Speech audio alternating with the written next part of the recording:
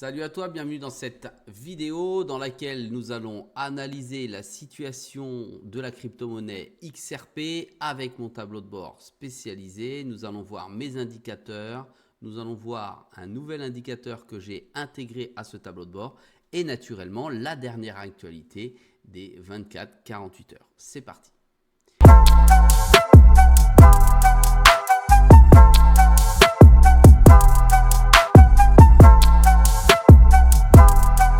Sois le bienvenu dans cette vidéo. Je te rappelle qu'ici, il n'y a pas de conseil en investissement. Je te montre ce que je fais et comment je le fais.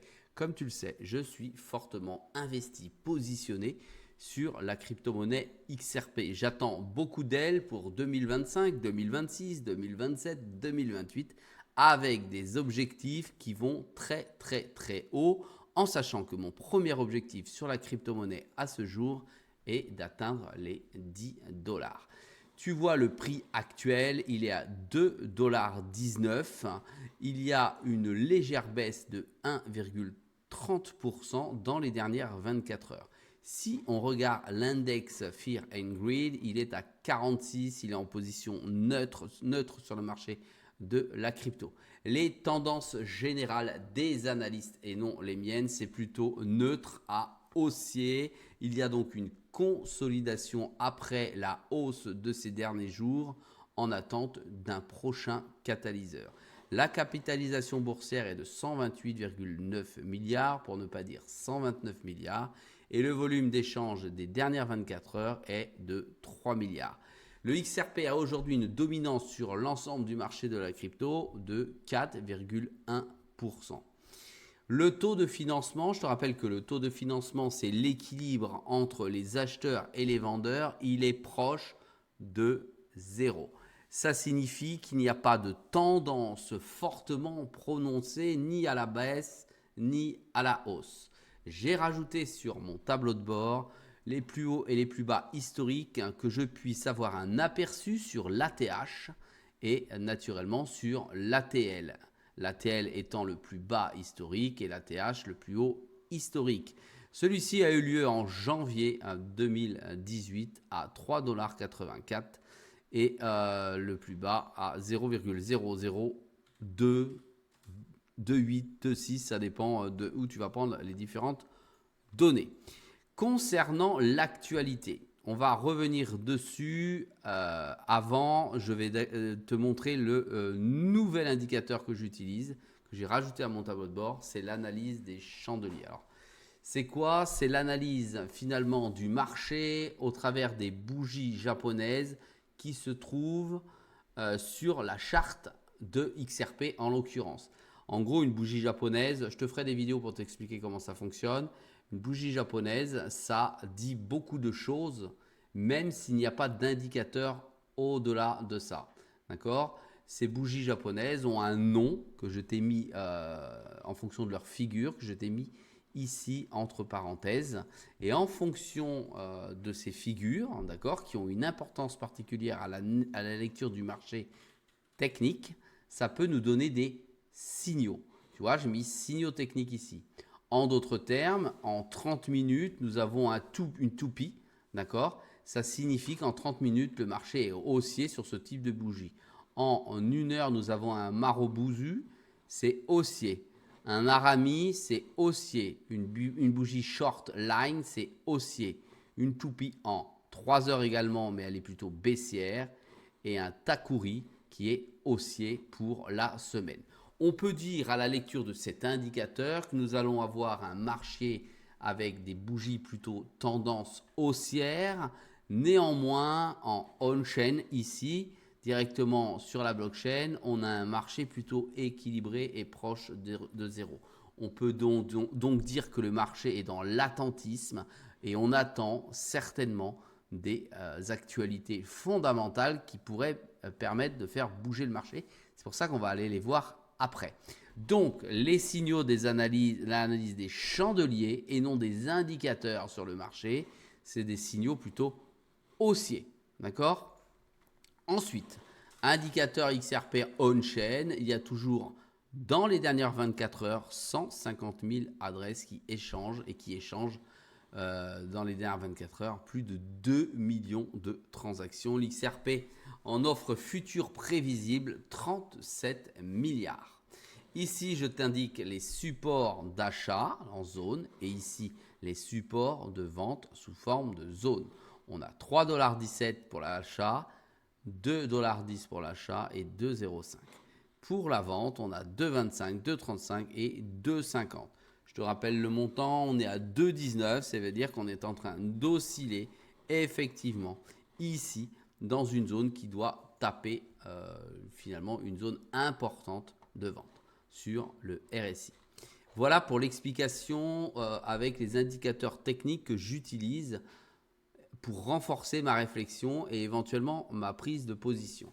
Nous allons aller tout de suite sur un autre slide que j'utilise, ce sont les dernières nouvelles, où effectivement j'ai un agrégateur de nouvelles qui viennent me donner ces informations que je lis très rapidement pour avoir les informations les plus fortes sur le marché et savoir si je vais me positionner dessus. Nous allons les lire ensemble pour que tu comprennes, elles ont moins de 24 heures, l'orientation que pourrait prendre le XRP. Le XRP explose sur tous les tableaux, mais il manque une chose. Et oui, c'est ce que je viens de te dire, on est en train d'attendre et toujours attendre. Ça, c'est intéressant de voir une augmentation de 1 milliard de XRP que tout le monde a manqué.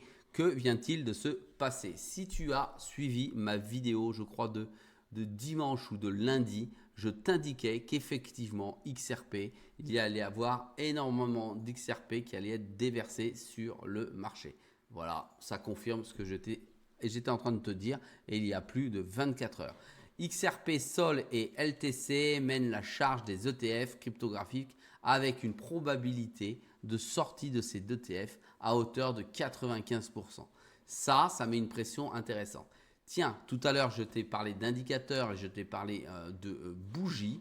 Nous avons ici le XRP, le RSI du XRP signale un retournement haussier.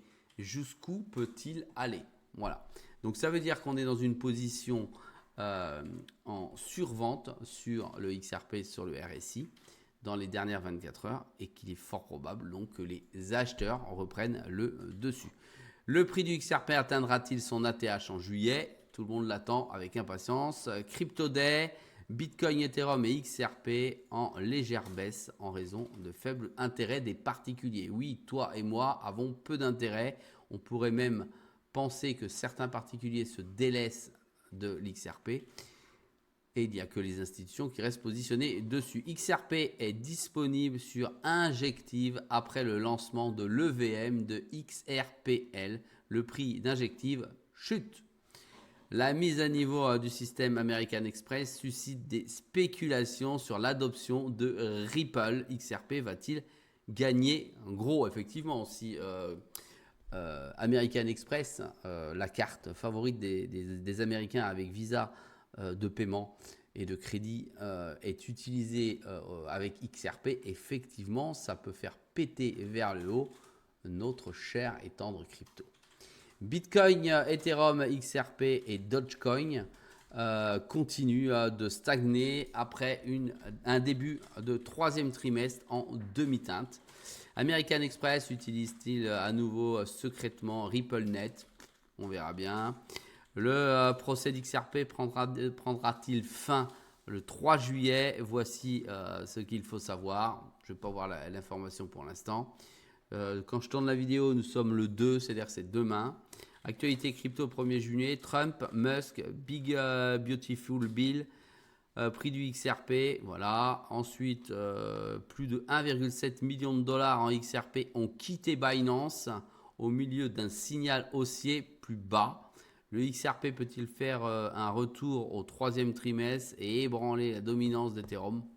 Il y a plein d'interrogations spéculatives avec des titres tous plus fous les uns que les autres. Ça ne signifie en rien que le XRP va monter. Il y a les détracteurs qui disent, suite à leur analyse, qu'il pourrait descendre à 1,85 $.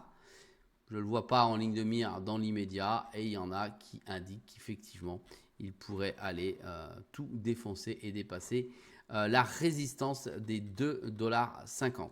Voilà, dis-moi ce que tu penses de cette situation, de cette analyse directement dans les commentaires. Indique-moi tes propres objectifs.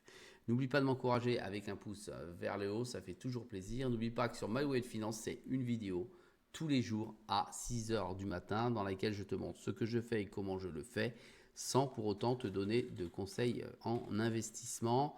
N'oublie pas, protège ton capital, gère ton risque management.